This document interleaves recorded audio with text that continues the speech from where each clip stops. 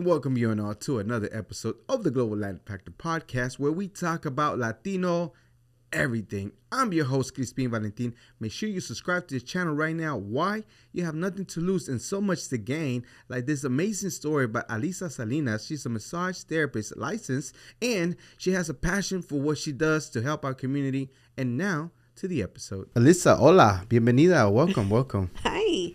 And you said I was going to speak Spanish. We're going to speak. I know, I was about to. Like what? We talked about this. I Wait a don't second. speak Spanish. It's all good. I do that. I throw in a word here and there without even knowing. Thank you so much for being. No, that's español. Poquito. Thank you so much for being here. I appreciate the time. I know right now, especially on Friday on Dallas, the DFW area gets very hectic sometimes. So thank you so much for taking the time. Before we start, we're going to start with a segment that I like to call Preguntas al Chile. If you have not subscribed to the channel, I don't know what you're waiting for right now. You got amazing stories like Alyssa right here that's going to be super, super amazing. You're going to be inspired today. So go ahead and subscribe right now. Are you ready? ¿Estás lista? Yes, I am. ¿Tacos o tortas? Oh, man. Tacos. Tacos. Corn tortilla or flour tortilla? Corn. Absolutely. De Gorditas or pupusas? Gorditas. Jarrito, the flavor drinks. What flavor is your favorite one? I don't like them. You don't like them at all? No. Any type of soda? Water? I don't drink any soda, water, or anything like that. Good for you. Water it is. H2O. Agüita. Speaking of aguas, I know you don't like soda, but agua de horchata, Jamaica o tamarindo? Jamaica. Oh, yes. All the way. Salsa verde or salsa roja? Which team are you? But on a taco, salsa verde. Okay. And on a roja, what you like to put on there? What dish? I don't know. All of them. All of them. All the other ones except for tacos.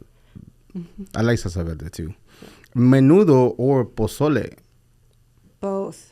Both? Yeah. You can't decide. Like after a night out, menudo all the way. But like if it's cold outside, it's the other. It's Pozolito. Pozole. Yeah. Valentina, Tabasco, Cholula, or Tapatio hot sauce? Cholula. Churros or flan? Flan. I'm crazy about flan. Yeah? Yeah. Have you ever had choco flan? No.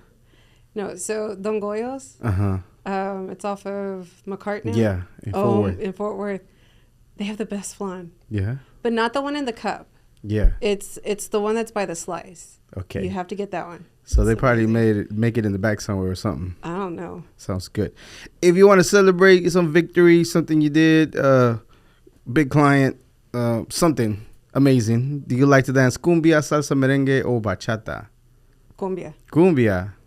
And Tejano too, right? Yes. Yeah. I need to put it on my list, especially when people for work are coming through. I need to put Tejano. Yeah. Yeah, I like your Tejano for sure. We do. And when you hear the word Latino, Latina, or Latinx, what is the very first things that come to mind for you? That one's a hard one. Mm-hmm. That one, like, my answer's kind of deep. So, as you can tell, I look white. But I grew up Mexican. My dad's white, but I didn't grow up with him. I grew up on my mom's side with a Mexican family.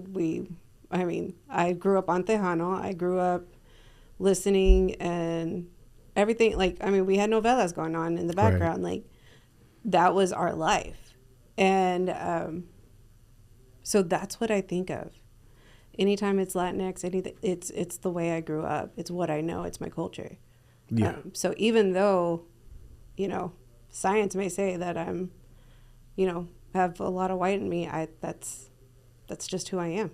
That's awesome. Thank you so much. And do you care if anybody calls you Latina, if they know that you're, not 100% Mexican or white or whatever? They care? No, it's who I am. Yeah. So, if they see what they want to see, that's fine. But I know who I am in my heart. Awesome. That's all that counts, baby. That's all that counts. Who you are. Okay, so let's start. Like you said, growing up, I don't know if it was a little different for you. Got a little mouse drop over here. Mouse, they run I'm going to get you. You know what, Bree? I was thinking I was going to get you a mouse pad. And I will get you one. Some ghetto over here. No. the mouse is great, but sometimes it just slices too much. So I'm like, I need to get it out. I thought about it too. It's on the way. As far as growing up, like you said, some of your recollections, earliest memories is just growing up Mexicano, right? Mm-hmm. But what would that look for you? Like, for example, depending on how many generations, I don't know if you know the history of how your parents or your great parents or your great grandparents got here. But if you know, I would love to hear some. And then after that, just kind of sort of, what did it look like to you growing up the way you did? So we've been here a while. We have multiple generations here. My great grandparents on my grandmother's and my grandfather's side, they're the ones that immigrated from Mexico. Do you know around what part? You would ask me now. I'd have to call 1-800-MOMO and ask her. But no, I don't know exactly. So good. I know that my grandfather's more from the border, but other than that, I don't know for sure. What was the question again? Growing up, that threw me off. You good? Growing up for you, what did it look like? You know, growing up Mexican American. You say multiple generations here compared to me, not even first, born in Mexico and getting to here. There's a little big difference. Oh yeah, there's a huge difference. But for us, every Sunday, we're at my Nana's house in Northside, right off of 21st and Lee Avenue. Like, she's right there. The house is still there. We still have family in it. And it would be a bunch of kids, a bunch of cousins. Yeah. And we'd be running around. My Nana would be in the kitchen with my grandmother and my mom, my crazy tia Lily. I love her to death. We would all be there running around, going in and out, getting yelled at for opening and closing the door all the time. Right. And we would have the best chips and salsa all the time. Like, it was on tap. I love that stuff. My Nana would make it. And it was just simple. Yeah, simple. It's simple salsa roja, but it was amazing. And then they would make anything. Tostadas, tacos, gorditas, all of it. And it was amazing. And it was just family all the time. A lot of family bonding, kids, food in general was always present for you growing up. That's definitely, cool. Yeah. That's awesome. Okay, so you go through life. Do you ever feel different when you go to school? Like, you're kind of growing like this, but you kind of sort of, they see you like this? Yeah, so for us, and I was even talking to my sister about it on the way here, because I knew that this question would come up. And we did. Like, we didn't really feel like we had a certain place. Right. Like, it was different. Sundays with the family or at home with the family, we had our place. We were still there, you know, and they saw us as Mexican. But as soon as we stepped outside that circle, everybody thought we were white. And when we looked white, we don't speak Spanish. But they would have, you know, pot roast for dinner, and I would have rice and beans and tostadas, and they wouldn't understand. Like, other kids wouldn't understand, like, our culture. And then the Mexican kids at school, or like the Latin kids at school, it was also different because they saw me as white. And I didn't go to school with my cousin, so I didn't have anybody there. I remember one time in 6th grade, I was being picked up by my grandfather, and the nurse looked at me and he goes, "This is your grandfather?" Because my grandfather's as dark as you are. And I was like, "Yeah, that's my grandfather." "Are you adopted?" And I'm like, Jesus Christ. No. Oh my God. No, this is my grandfather. And so being like, so young, how did it make you feel? I mean, did you kind of acknowledge what was happening, or later on you kind of backtrack as a grown up, like, oh my God, that's really happening? It is what it is. Like, there's just always been that we never really had like our place. But coming back to it, like, that's the one thing that I really love about my family is that it's always about your family. Like, you're still family. Right. It doesn't matter what your skin color is or what your DNA says or anything like that. We're still family. And like I could go to my cousins now and, for instance, being a massage therapist, Mm-hmm. I sometimes get like the emergency calls. I've got a crick in my neck or whatever. I had an event that I had to go to on Saturday. Yeah. And at 9:00 at night, my cousin calls, says she's got a really bad crick in the neck. She hasn't been able to sleep for 3 days. And I drive over there and I help her out. And it's nothing because it's what you do for family. And I don't know very many families like that outside of the Hispanic culture. Love that so much. It's true. And by the way, sorry, Mexican, like depending on where you're from, they're güeritos. I made the mistake, even myself, not about a month ago. I went to an event. I put some Ramon Ayala, and I seen these two güeritas singing, and I'm like, okay, that's weird. I passed by them because I had to do some. I was coming back, and I'm like, surprised I know this song. And like, we Mexican. I'm like, what?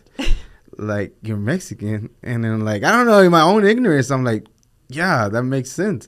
And then she came over like, yeah, we're Mexican. We're from Guadalajara. And I'm like, oh yeah, that makes sense. Yep. Because there's güeritas in Guadalajara, straight up, like we say bolillas, straight up. That's what she looked to me. And I did not, in my mind, thought that she would know Ramon Ayala or Vicente. And she was singing her heart off. And I'm like, man, I still need to fix some of those things that we get to go through too. Because I did it just not that long ago. I'm like, that's crazy. Because we do have güeritos. We have all kinds of colors. Oh, yeah. Yeah, Afro-Latinos and you name it, we have it. That's for sure.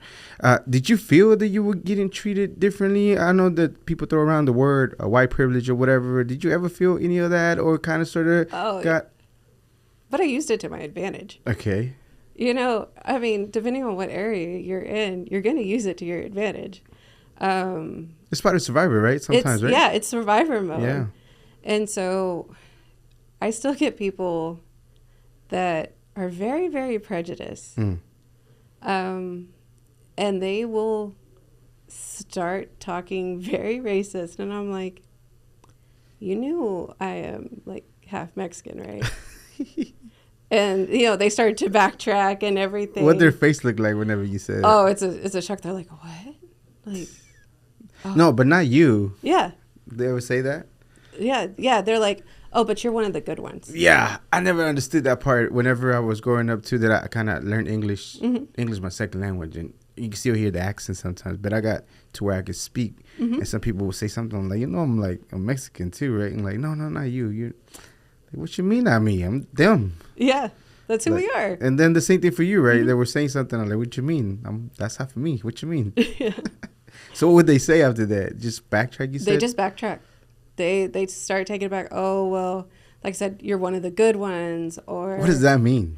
I am, to this day, I still try to get people to define what a the good one is. And sometimes they get dirty about it. But, you know, it's just how people are, just their prejudice, and I hate it, but yeah, I'm like, you realize that if you go and actually do the research, the Mexicans, the Hispanics, the immigrants, all of it, like, they bring in so much more to this country than what you even realize. Yeah, absolutely. And but it's just people's ignorance. True that. And it's sad. So you went through, after dealing with that, very interested, back and forth, going through school, and then you ended up going to school. You graduated, correct? What is the degree that you were working into school? I ended up not getting a degree. Okay, good. I went to school. I went to A&M for about a year and a half. Realized that I'm extremely ADHD, and I can't focus on bookwork to save my life. But I will read all day long. But if it's as long as it's something I want to read. That's interesting. But yeah, I couldn't handle the schoolwork, and I started to get depressed. Realized that I depended more on my family than I probably should. And so after a year and a half, I came home. And then I went into the working world and the business world, and I worked for property preservation at a bank, and I went from there to wanting to go back to school again. Mm-hmm. And after about another year of that, realized school's not for me. And so I spent a few years trying to figure out what I'm going to do with my life. And 2016 came around, and I went to massage school. Yeah. How did that come about? Because I know you have something within you regarding wanting to heal or not seeing people hurt or in pain.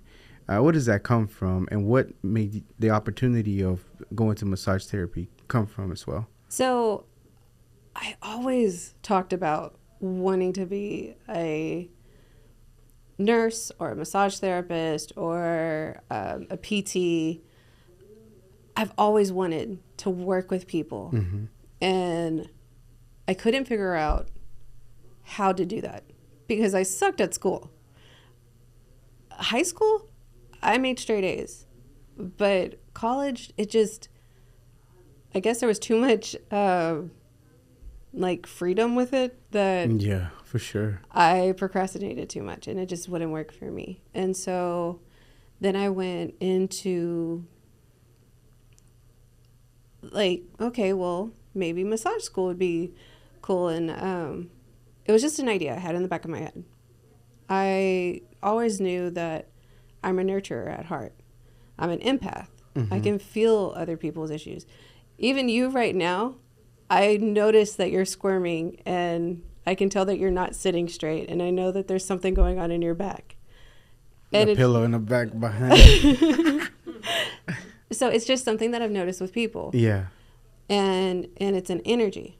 And so it just stayed in my head for forever. And I'd mention it to other people, and they'd be like, you'd be a great massage therapist. You'd be great at this or that. And I'm at nursing or anything. And so, I'm just there and kind of lost, hating my job, hating going to work and working a 9 to 5 at a desk all day long.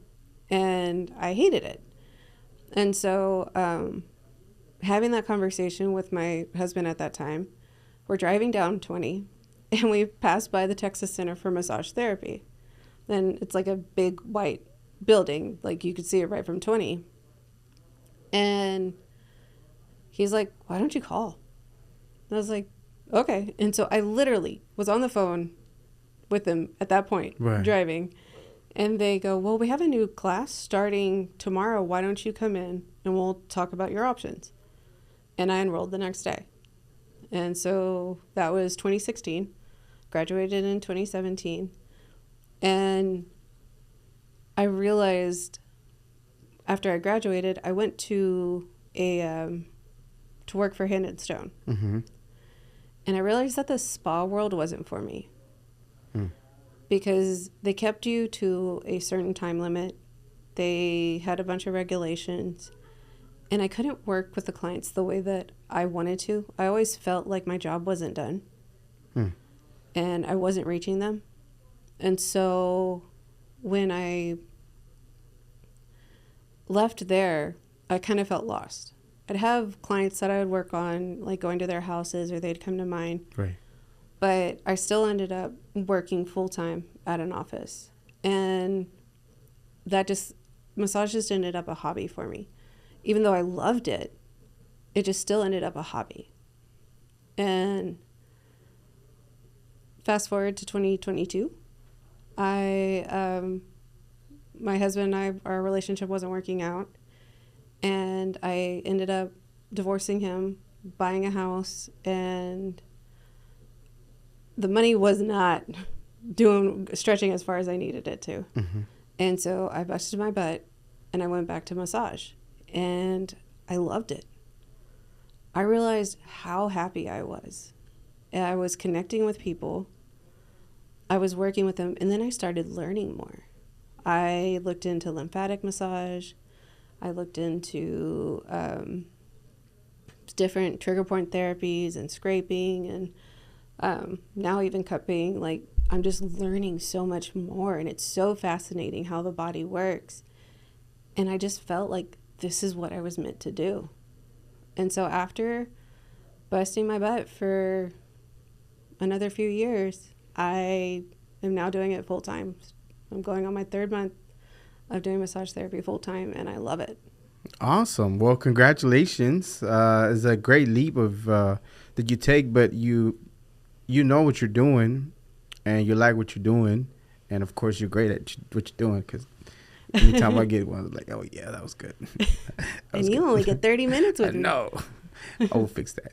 But okay, I know it's kind of scary, right? But you know you've done the work to go on, because that's just what you want to do now. Is there any kind of in your family entrepreneur spirit type businesses that anybody did, or are you kind of sort of like one of the few that started doing their own thing? You know, there's not a lot of entrepreneurs in my family, but my sister, she's that one that, like, she takes that leap, and she isn't afraid of anything. Or even if she is, she does it anyways. And she's baby sister. We can fight like cats and dogs, but I love her to death, and she loves me. And I mean, she's my best friend, or at least one of them. Sorry, one of my best friends. Talk to the camera. But she took a leap. Her husband's from New York, and she moved to New York. No one in my family ever moved out of state. Like, we're Fort Worth people, and the furthest we're going to go is like an hour radius, and that is it. Even Dallas looked like a foreign land, huh? It is a foreign land. I don't know how Dallas is. I'm a Fort Worth girl. I'm sorry. But actually, I'm not sorry. I'm sorry for you guys, but the Dallas people. But no, she did it. She moved to New York, and she's trying all these things, and she's not afraid. And she was that person that I was like, if she can do it, I can do it. And so I just started building my strength from that.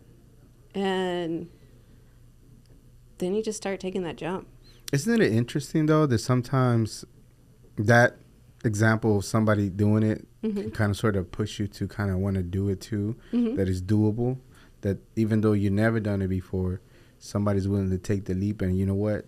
That person took it. Why can't it be me? And so when I talked to Sarah about it, my sister, she's even will say, why can't you? Well, why do you not think that you can do it? Like, what's wrong with that? Just try it. And so I now know that anytime I'm going to get on the phone with her, I need to know that I want to hear that answer, because that's going to be her answer. It's like, she's just like a little voice in my head. Like, why can't I do it?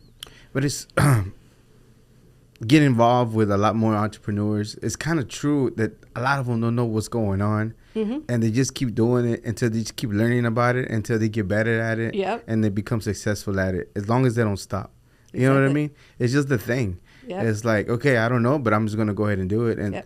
And the experience itself is just doing it yourself in your own hands and kind of figuring out it does something for you, you know? Making that leap, that first leap, and knowing that you have to survive somehow it's empowering and terrifying all at the same time. You know, after making that leap of quitting my full-time job with health insurance and benefits and cashing out my 401k at 36 years old, it's terrifying. But now I'm surviving on my own. Like, this is my responsibility. If I want to keep my house, I have to hustle. And that is scary and the best feeling, because now you're just relying on yourself. And all those things that I spent my 20s being afraid of doing, I'm doing. Right. Like driving to Dallas. I told you I was in car accidents the first time that I would ever drive to Dallas. And I was like, I'm never driving to Dallas. If you don't know, poles jump in front of you as you're driving in Dallas. So they be very careful. They do. Wow. Gosh, Crispin. No, but it is scary. And it's empowering. And But you just have to make that leap. Take that first step and just do it.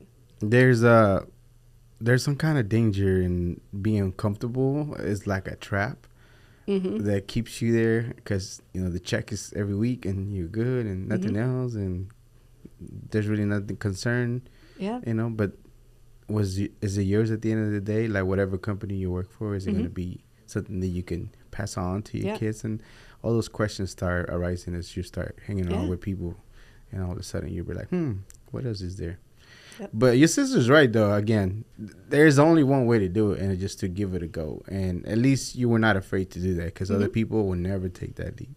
Yep. Other people will live in comfort, die in comfort, and will never figure out something for themselves as far as they will never have ownership of something because they were never wanted to take that leap to make it happen for themselves. Yep. So, commend you. Congratulations. Let's backtrack a little bit on the services that you do. So you went.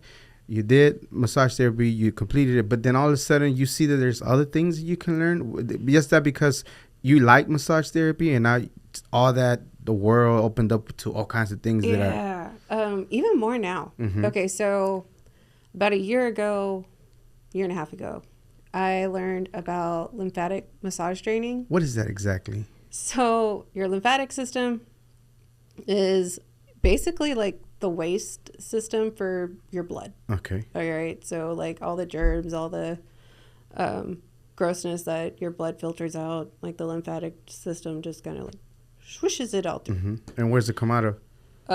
It goes into your deep lymphatic and then it all ends up into like your kidneys and all that other stuff. Really? And then, you know, you end up peeing and pooping it out. One of the two. One of the two. Pick one. So that's probably like the worst example or the explanation of it, but Google it. It's great. Simplifying stuff. it to the best of my ability. Yeah, of course. So I had been sick and feeling like crud. And I started learning about my body and I realized that I was getting swollen and I'm like, why am I so swollen? Like puffy, like my hands are puffy, my ankles are puffy. And so I started looking into it and I went through like Googling and all that, and went down the huge rabbit hole that, you know, that we all do. And I find a post about the lymphatic system. And it was really cool because it's like, well, if you start moving your lymph through your system and like start moving, you can use a vibration plate, you can use massage, you can do whatever, you'll start feeling better. And so I go down the rabbit hole and I find a certification program for it and I got into it and I realized like it helps with so many things. Really? It helps with healing.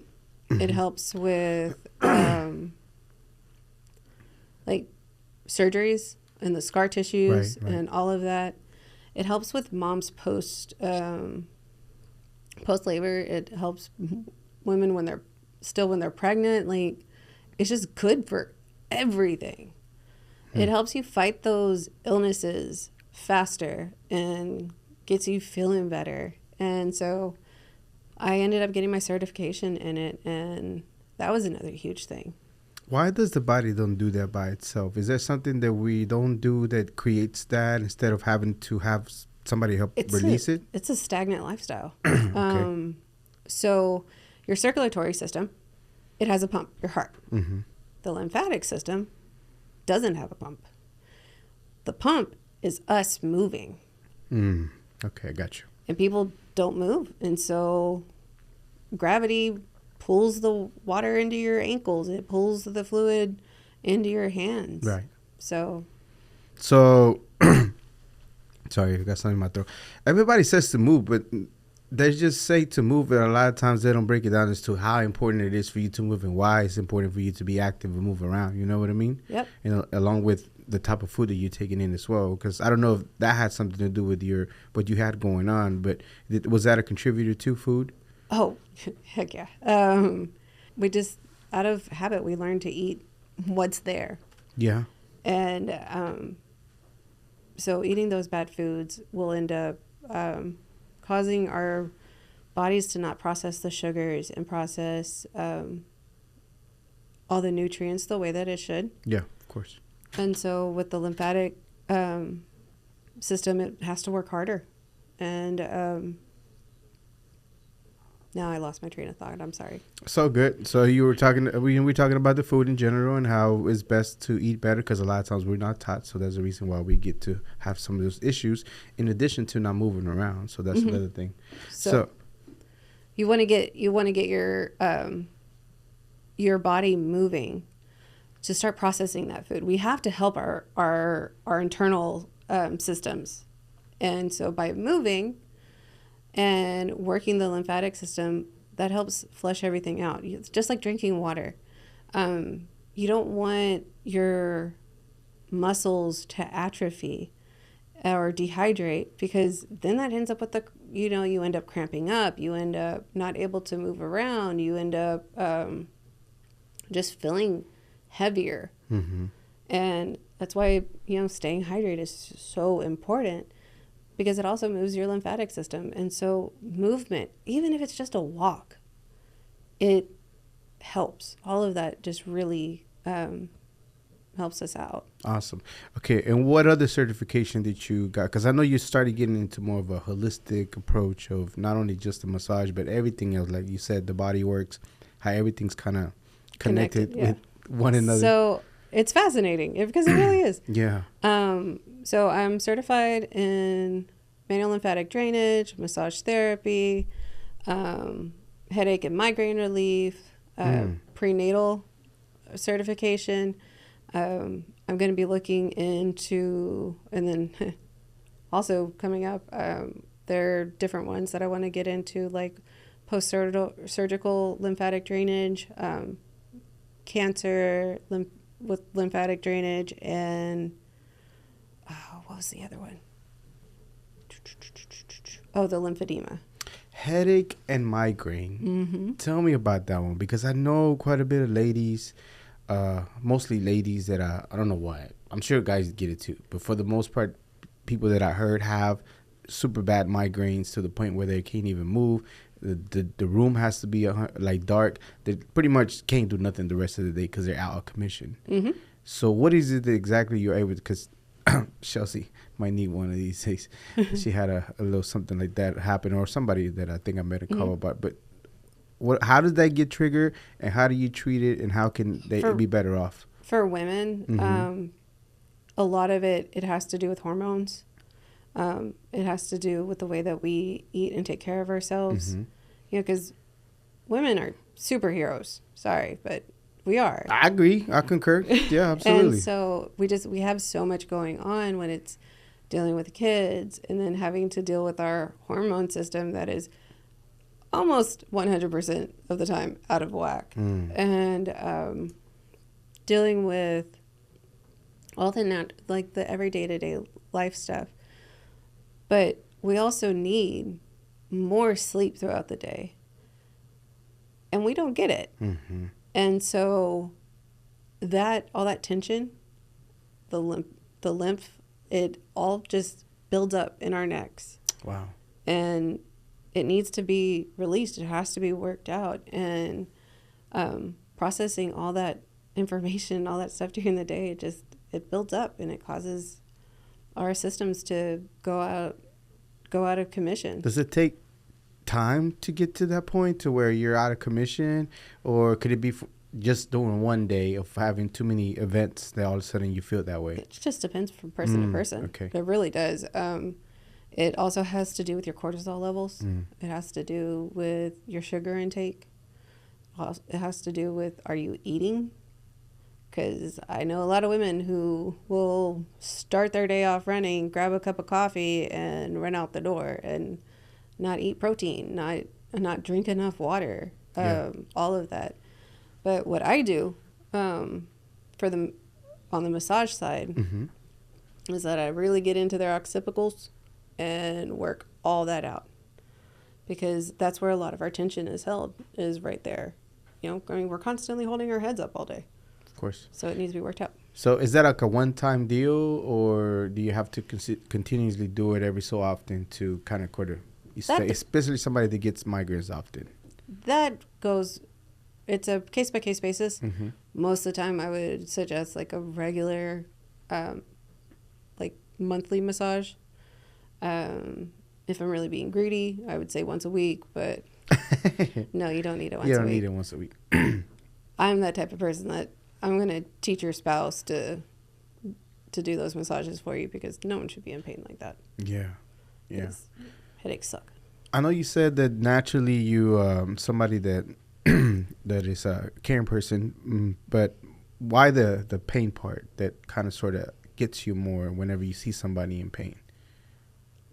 You look at people and we all deal with the same shit every day. Sorry, I don't know if I can cut. It's all good. We'll let it slide. But we do. I mean, we all get stuck in traffic. We all have kids yelling at us all the time. I mean, I don't have kids, but I have a nephew who yells at me. We have family drama. We have bills to pay. I don't care who you are. We all have to survive. And we're all trying to make it. And that comes with pain. We work through back issues. We sit at desks and our necks start to hurt and our shoulders start to hurt. We end up with carpal tunnel. Everybody ends up with some sort of pain. And sometimes just 5 seconds of touch can fix that. And you can reach people through massage therapy, through that connection. So deep. And that's why I do it. Because the people that I can connect with, it's amazing. I have met so many people in different parts of life. I've met business owners that, like, multi-million-dollar business owners. Wow. That I've got to reach and connect with and realize that they're human. I have worked on immigrants that are scared of telling people that they're immigrants. Yeah. And they deal with the same pain that this multi-million-dollar CEO can. And I help them both. Just with 1 hour of my time. That's cool. And it's a beautiful thing. Yeah. And I get to see the world from a different point of view. And I love it. I'm over here choking on something. Sorry. I know. Not that I'm like, crying. Man, you're tearing up on me. Dang, I'm that deep. Don't get me wrong. It is deep. Because it's true, though, right? Nobody sees it that way, right? At least not normally. People are not in tune with what's going on. If somebody that work all day, immigrant, I say afraid, and then this other person, they kind of sort of, the body needs that thing to be able to be better off, you know? A lot of people don't see it that way. At least I didn't think about it. But you get to deal with that. That's pretty cool. Yeah. How did it feel to have your very first patient whenever you started doing your own full thing, your thing full time? It was natural. Yeah. Like it was like just another day for me. I worked with my friend at the time, and we practiced on each other during classes. That's awesome. And so he had free massages for how long?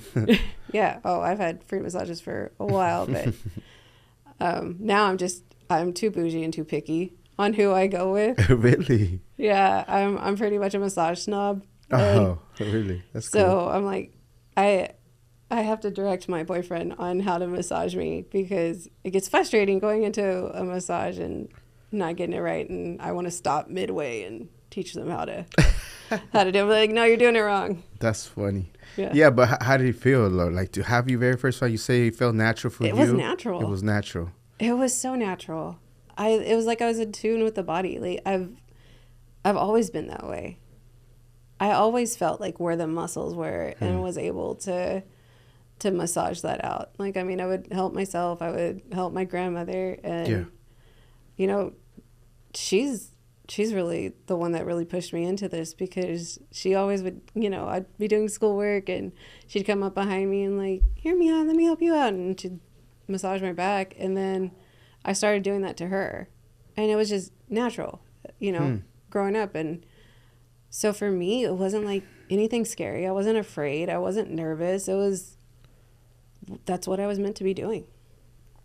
Do you think those small gestures from your grandma just kind of giving you a massage did something for you that you didn't realize that later on is going to impact you as to what you do now? Oh, for sure. For sure. Like, that love that I got from her, it was a love that I wanted to share with everybody. Like, everybody needs a momo in their life that'll come over and help take the pain away. Absolutely. When you were on your way over here, were you... I hope he asked me this question, or I hope we touch up about this. Anything that comes to mind to you? Let me think. Yeah. Of course. So,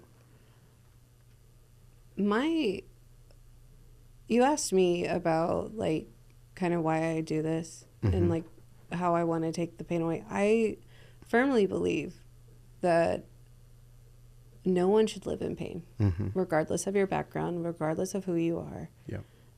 No one should live in pain. It's not fair. And with our system the way it is, not everybody has the access to a doctor. Yeah.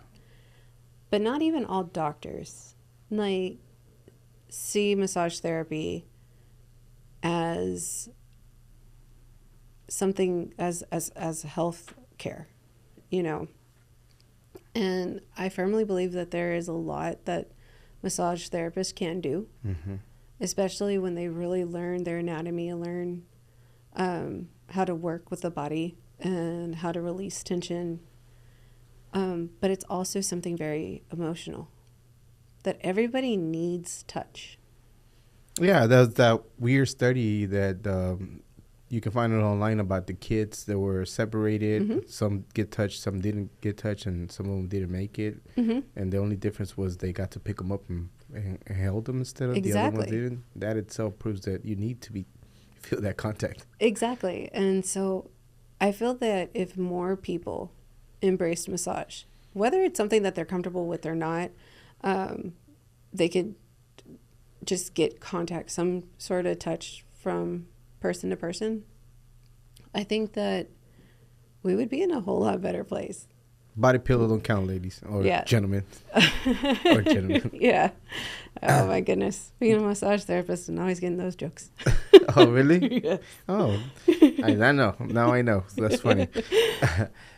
What do you? I know that you say you feel like nobody should live with pain. But where does that come from? I know the love from your grandma was something, but is there anything else that you just feel like that's just not something that somebody should go through? It's watching people. Being an empath all my life, I could see people in pain. Like, I can see people with discomfort, and I could feel it. And you'll give them the sana. I do. I do. It drives me crazy. Like, my boyfriend right now has a tear in his shoulder. I can't fix a tear. I'm not a doctor. Yeah, of course. But it drives me crazy that I can't fix it. It drives me crazy.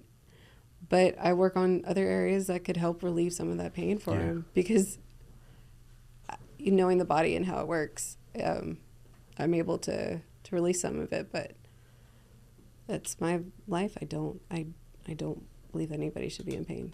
Yeah, I mean, it's true. If you can do and have somebody to help out and like yourself. Giving someone a hug. That touch is really important. Yeah. Us Latinos do a lot of that than other cultures don't. A lot more. Yeah, so we got something already going for us, even if it's not the massage part. I know you launched recently, 3 months in full time, but in your mind, what are you seeing and envisioning here in the next 2-3 years for yourself? Where do you want to be at? I don't know if you believe in goals or just kind of sort of you already have in your mind to where you want to be at. It's funny that you ask. because I was kind of thinking on the way, I was like, man, if he asked me that question, I really don't know how to answer it. But really, I'm taking every path that I can get. Whatever opportunity comes my way, I'm taking it and I'm seeing it where it goes. I haven't ever really been a planner. And so I'm just flying by the seat of my pants. So whatever happens, happens. Currently this weekend, I'm starting yoga teacher training. Wow. That's cool. Just because opportunity fell in my lap and I'm taking it. Yeah. So the thing you were talking about, the doctors maybe not embracing so much massage, I don't doubt that some doctors don't, but some of them won't even embrace a good diet and things like that. You know what I mean? It's all like, you're diagnosed, medicated, on your way. Yeah. And it's nothing to do with, like, literally the pinky toe could be attached to some nerve that is causing I don't know what. You know what I mean? All things like that. But that's how massage therapists are taught. Yeah. Is you could have a tension right here in your trap, but the actual root of the issue is in your scapula. And the body's connected. It's connected in different places, and you have to look at the body as a whole. And unfortunately, our doctors don't do that right now. They don't learn anything about that.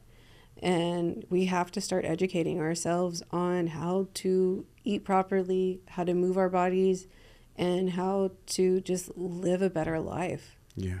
It's, lowering our stress levels and slowing the F down to take care of ourselves. Yeah, for sure. What do you think of meditating? I love it. Yeah. I love it. I wish I could turn my brain off a little bit more, but hopefully with the yoga teacher training and Jasmine that was there at the kava bar on Monday. Yeah.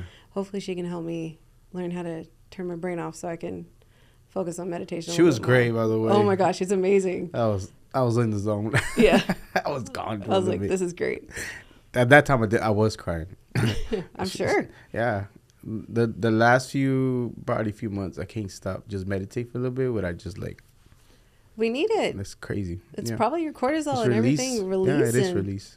Yeah. Part of it is. Even though I'm not in thought of anything, it just comes out. Emotions. We hold all these emotions in our bodies. We got to let them out. Yeah, absolutely. Okay, we're running short on time. Before I let you go, though, what is all your social media? Where can people find you at? How can they book you? If you want to not say your telephone number, but we can always put it in the description. Okay. People be funny. Yeah. People are interesting. Sure. So link is in my bio to book with me, but we'll put it in the description as well. Yes, my Instagram is Massage by Alyssa, and you can reach me through there. Awesome. Any saludos, shout outs, anything that you have for anybody? Toda la familia, every single cousin. Start from the small. I'm just kidding. I'm kidding. No, thank you, family. I love you guys. Mom, Sarah, Jeremy, Allie, all of you. My wonderful boyfriend, Andron. Love you guys. Awesome. As far as I know you're fairly new to doing this, but even 3 months, is there anything that you learned that you would tell your younger self that will help somebody else out doing this journey so far right now? Just take the leap. Just take that leap and go. Yeah. It's okay if you fail. It's okay. We all do. That's part of life. We learn from it. Just dust yourself off. Just start over again. Yeah. It doesn't define you. A failure doesn't make you it doesn't label you as a loser failure for life. It's just one thing that happened. If you can just get over it and then analyze what is it that I learned from this and how can I make it better. Yep. Before I even got to do this 4-year podcast, I've been doing other stuff and it just didn't work out because it wasn't the thing that I needed to do to be able to show amazing people doing amazing things. It was more superficial and things like that it wasn't nothing fulfilling. Yeah. So it just after a while I learned, okay, that's not my thing because that's not the kind of things that I want to put out there. So and that's okay. Yeah. Now look at what you got. This is amazing. You got pillows. I got pillows. I got cups too. I got stickers too, by the way. Okay. Oh yeah, can I have one? Absolutely. I'm gonna get you a couple. And usually during my day or sometime I say something along those lines. I'm not immortal. I am mortal, and I will die one day. Not to terrorize me or anything like that. It's just more of a back to life. With that, I wish you a very long, prosperous life. After everything's said and done, what do you want people to think and feel about your life? That I loved. That I lived. I'm there. Awesome. Yeah. Amazing. Again, thank you so much. We probably met not even 2 months or even before that. I think I might have been the first time you were at the Kava Bar. Yeah. So the first time you at the Kava Bar, how long have you been going full time now? A month or two? 2 months, 3. Right? Yeah. So I met you there. It's before August. Yeah. Yeah. So. Yeah. And then we just started small talking and things like learn about you, and I thought it was pretty neat. And some small world in the Fort Worth and some of the people that I kind of know and things like that. So like neat. And then just the way that you were talking about how your calling and in regards to not wanting people to feel pain and things like that. I don't know. Just normally I like people to have a longer track of a job, but I feel like you found something that I think you're going to continue to do, forever and a day because it's something that you enjoy. So, and without a shadow of doubt, Alyssa, you are a Global Latin Factor. Thank you so much for being here. You. This was another episode of the Global Latin Factor podcast. Remember to subscribe right now. Why? You have nothing to lose and so much to gain, like this amazing story and so much more. And remember, we are just like you. We are people. We are the spice and flavor in this melting pot that it is the world. Till next time. Bye.